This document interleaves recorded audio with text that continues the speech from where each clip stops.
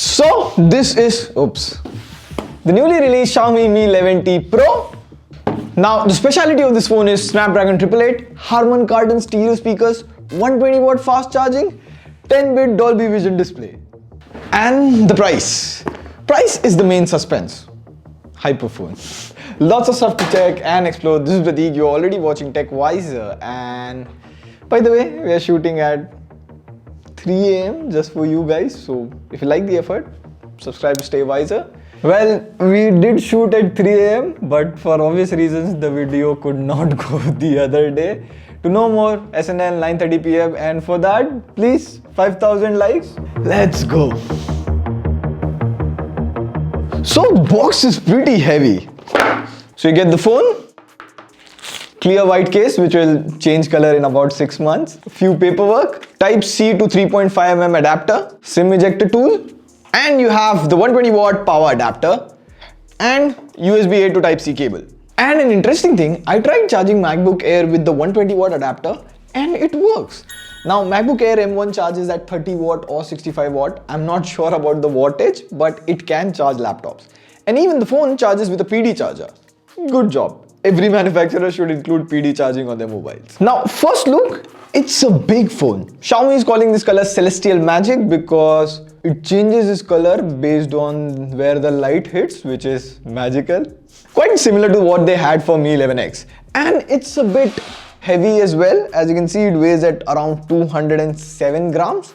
Anyways, you have a Type-C port at the bottom, speaker, and you have a dual SIM card slot, no SD card, but usually you don't get SD card in this range. The base variant starts at 8GB RAM, 128GB storage, up to 12GB RAM and 256GB storage. And on the left, you have the volume key and power button. The power button has a fingerprint scanner and it's fast. Like tap, done. I personally like physical fingerprint scanner. And at the top you have the secondary speaker with the Harman Kardon branding. This is an interesting bit, we'll get to it soon. But before that, you get a 10-bit 120Hz full HD AMOLED display, and Xiaomi claims 800 nits typical brightness and 1000 nits peak brightness when you watch HDR content. And as you can see, about 700 nits I can see in the HDR scene. So this is not a lab environment and proper instrument, so there's a difference in practical and the Xiaomi numbers. You also get Corning Gorilla Glass Victus protection, and of course, you get Widevine L1 on Netflix, and it also supports Dolby Vision on Netflix. And now I have the basic account, so I can't watch Dolby Vision content. Sad life. But if you use Netflix 649 plan, you can watch Dolby content on the Mi 11T Pro. And in Prime Video, you get 1080p playback. But the speakers? Damn, listen to this.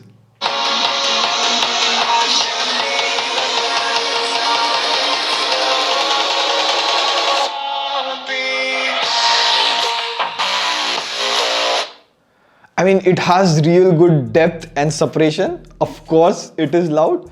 So the speakers are legit on this one. Now for performance, it comes with a flagship Snapdragon 888 processor, LPDDR5 RAM and UFS 3.1 storage, all top of the line. Now the first thing that comes into our mind when we think of Snapdragon 888 is heating issues. So how are things in that department, especially for a phone that has 120-watt fast charging? Now I did a CPU throttling test for about 15 minutes and it throttled about 78%. But Xiaomi has capped the performance a bit. The score is not for Snapdragon 888 because you have a performance mode in MIUI as well. So I ran the CPU throttling test again for 15 minutes, but now in performance mode. And after that, it scored a bit better, but the throttling was 76%. So the performance of 888 is a bit capped in default mode to maintain the heat.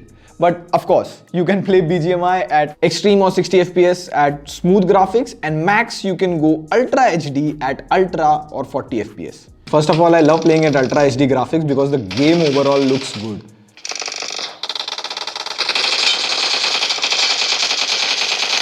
So up until now, I didn't see any frame drops, but I have been killed like 4 times. So overall, as you can see, the gameplay is pretty smooth. Let me kill someone. And last I checked, OnePlus 9 RT, which caps 120 FPS game at 60 Hz, and MIUI doesn't. you can play all those Odyssey at 120 FPS. Nice. Now the thing to check is the camera. It comes with a 108 megapixel Samsung HM2 sensor. There's no OIS, and since we can't go out, we took some photos in indoor light. The photos look good. The skin tone was a bit off. Now you can also shoot 8K videos at 30 FPS on the main sensor, which is what you're currently seeing. And Xiaomi has also added a third noise cancellation mic, so you can have an idea of how the sound quality is. And the video that we took is 19 seconds, and if you can see, it's 316 MB. So if you shoot in 8K, that storage is gonna pile up real quick. But the funny thing is, you can only shoot 1080p 60 FPS on the front camera. Like, it should have been 4K, and as I can see, the skin tone looks pretty natural and the footage is really sharp. So I stepped out at night to take some night mode photos. It's silent, foggy and really cold.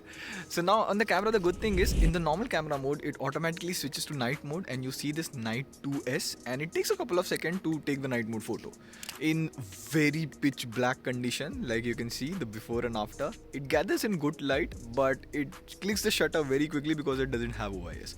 Now you also get an 8 megapixel ultra wide angle camera. It can shoot video in 4K 60 FPS, and in indoor lights I found it a bit soft and grainy. Maybe in outdoor lights the photos can be better.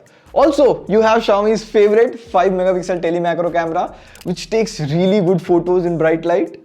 Here are some more selfie camera samples with portrait mode, without portrait mode.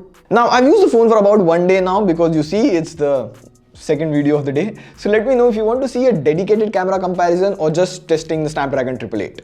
Now Mi 11T comes with MIUI 12.5 and Android 11 right out of the box. I'm still waiting for Xiaomi to bring Android 12 phones, like it's already 2022. I want to see MIUI 13 right out of the box.